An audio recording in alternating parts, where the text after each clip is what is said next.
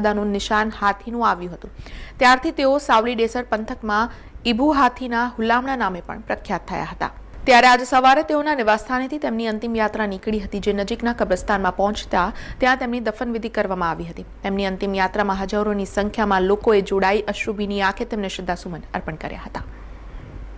સેવાભાવી માણસ હતા, દરેક સમાજ જોડે સંકળાયેલા હતા, કોઈ પણ પ્રસંગમાં અચૂક હાજરી આપતા હતા અને બિલકુલ નિસ્વાર્થપણે કોઈ દિવસ કોઈ જાતની લોભ લાલચ વગર આ વિસ્તારમાં એક સમાજ સેવક તરીકે એમણે કામ કર્યું છે અને ખરેખર આવા માણસની આ વિસ્તારને ખોટ પડશે।